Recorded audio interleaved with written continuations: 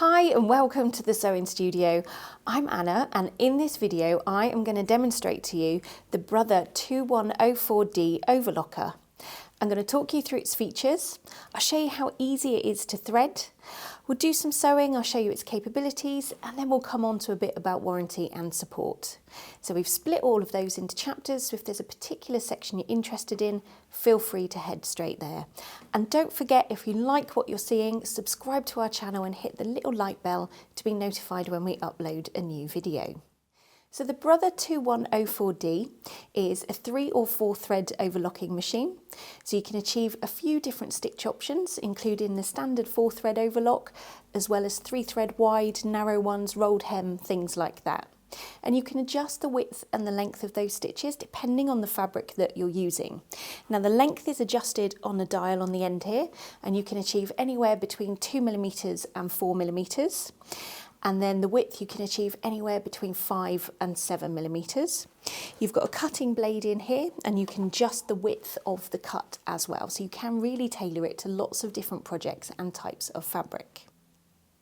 Now it is easy to thread, and everything is colour coded on all the paths for each element. And it's got what's called lay-in tension dials here, so you can just tie on a new thread and gently pull it through when you need to change a colour or if your thread has run out. Down in here as well, it's also got what's called a lower looper threader that helps you thread that lower looper very easily, and I will show you that when we get to the sewing section. Over here we've got the standard foot on, and the presser foot, you can adjust the pressure that is applied there. That's with this dial up here, and that's really good for if you're using something quite lightweight. You can slacken the pressure off and then it won't get caught in the feed teeth underneath. And then talking about the feed teeth, it's an overlocker, so you have 2 sets, and there's what's called differential feed. This can be adjusted by a dial on the side here. And for most things you'll keep that at number 1, which means that both sets are travelling at the same pace.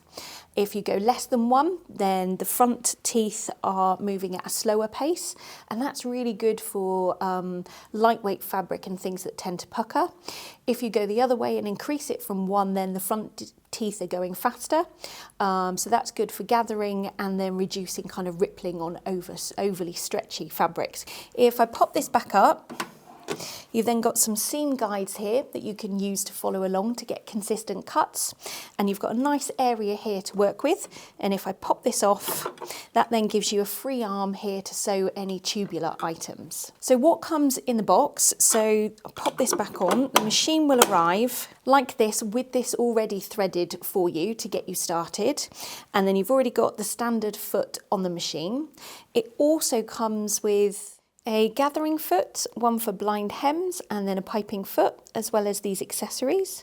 And then you've also got your combined power lead and foot control, operation manual, and a DVD to help get you started, and then a soft dust cover that just goes over the machine, obviously, to keep the dust off. So let's get to the exciting part, and I'll show you how to thread the machine, and we'll do some sewing. When threading an overlocker, you always want to thread from right to left. So you're starting with the lower looper, then the upper looper, the right needle, then the left needle. So I'm just going to grab my thread, and as I said, it's colour coded, but it is numbered as well.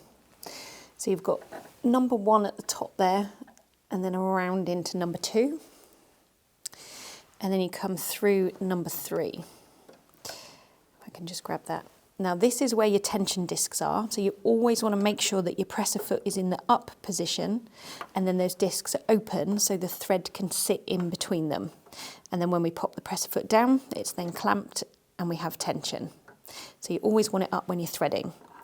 So I'm going to drop the door down. So we've gone through number 3 and I'm following down to number 4. I'm going to pick up my tweezers at this point, and I'm going to carry on following the blue line.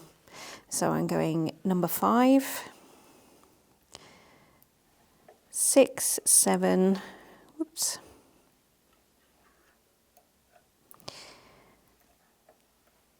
and in around number 8 there. So I've just followed that path from 5, 6 and 7. There's blue dots there as well to show you, and then up over number 8. Now this is the most trickiest part because you have to get the thread in the back of the lower looper, which is this piece here. So you just want to turn the hand wheel so the looper comes out as far as it can. And then number 9 here, just push that lever over and you can see that it's then pulled out the lower looper for you to put the thread in the back. So there's a little triangle there and you just guide the thread in around that. 1 second.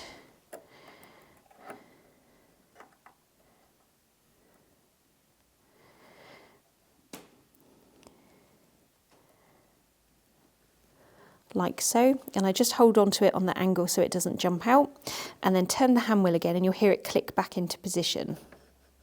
There you go. And then lastly with this one is you just want to pop the thread through the eye of, the looper in through there. And there we go. And then I like to get it under the upper looper and just around the back.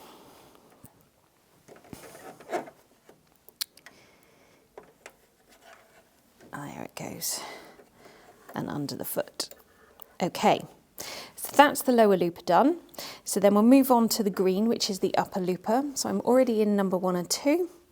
So I come through to number 3, number 4, 5, 6, in number 7, and I'm just going to turn the hand wheel so I can see the eye of the looper, and then just go straight in through there and out the back. That's that one done. And then the right needle, again, in through number 3, down through number 4. These are very much like a sewing machine.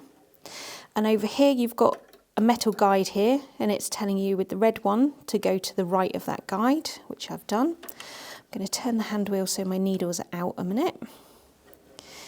And then all the way in this guide, and then through the eye of the right needle.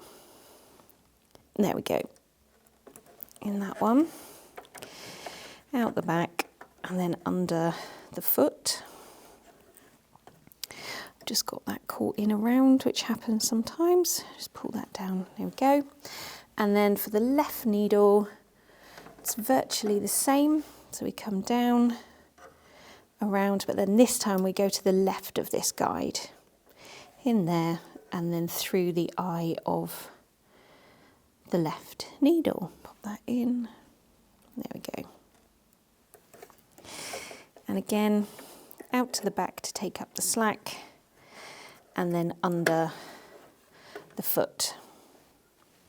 So I'm going to pop my tweezers back in, and then what you want to do is just check that that is correct before you put your foot on the foot pedal and cause any damage. So I'm just going to drop the presser foot, and I'm going to turn the hand wheel and kind of pull my loops out at the same time. And what you're checking for here is that everything is moving smoothly, nothing's getting stuck or caught, and that your loops are forming correctly. So that seems fine. I'm just going to shut the door. Hang on, that lead is in the way. And then just gently put my foot on the foot pedal.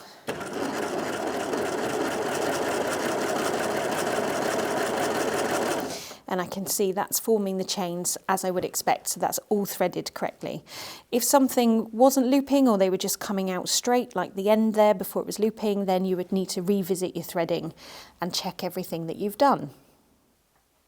Now, because this machine has the lay-in style tension dials, it is possible to cut your threads off here, tie your new threads on in a small knot, and then gently pull it through.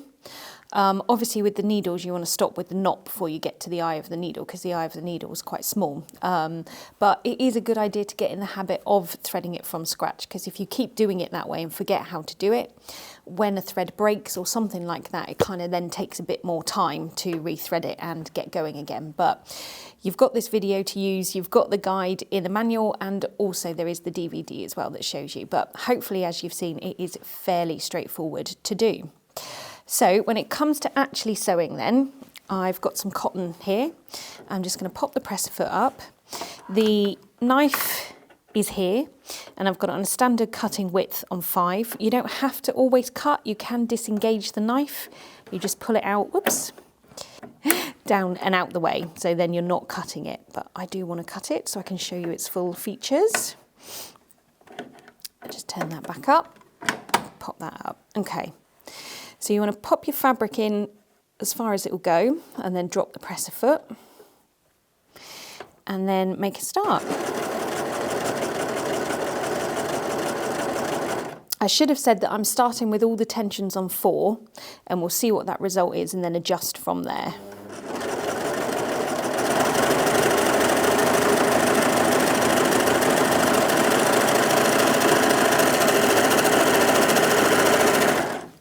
Now, as you can hear, it's not the quietest of machines, but it's not too bad either compared to some. So that's our standard 4-thread overlock on cotton, and actually keeping the tensions all at 4 is not too bad. So we can see the green thread there, which is the upper looper. You've got the red and your yellow, which is your 2 needles sewing your seam. And then underneath you've got the blue, and that is obviously the lower looper. And what you're aiming for is for the 2 loops to kind of interloop together on the very edge of the fabric there. So that's with standard cotton. If we were move to something heavier, like some denim,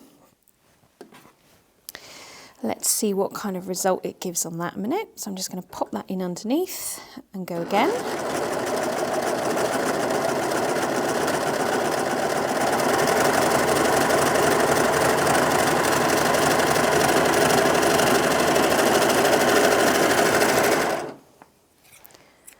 Snip those off.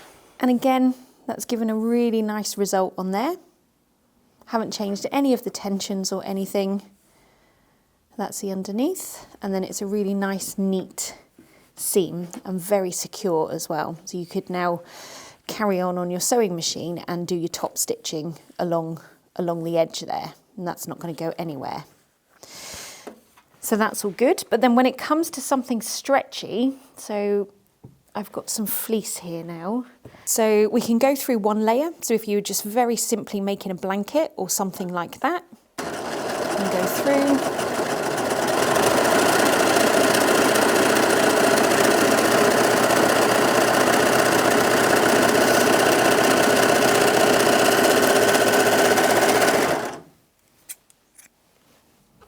So if you had threads the same colour as the fleece, you could just make a simple blanket and edge it with your standard 4-thread overlock, or you could do it with a narrower one if you wanted to. Now I can see up here now that this is starting to not be quite right on the tensions there, and that's because it's a different type of material with stretch in it.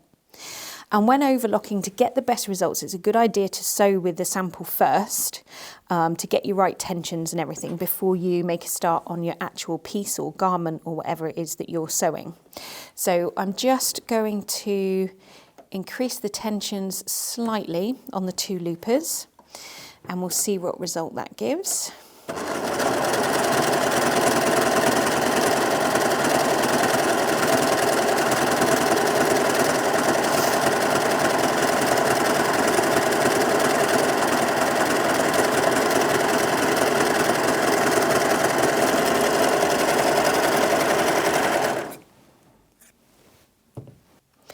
And you can see by just adjusting those looper tensions slightly, it's given a much neater result. And as I say, you're aiming for the 2 loops to kind of join together at the very edge of the fabric.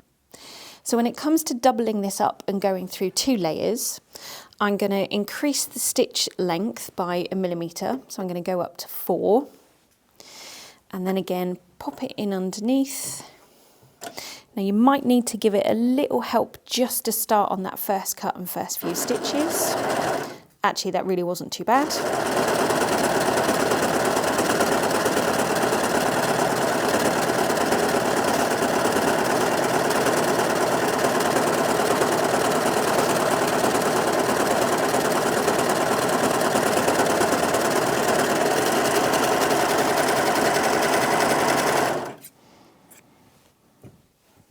Lovely, and that's sewn that together really well. Again, your loops are still crossing over on the edge there.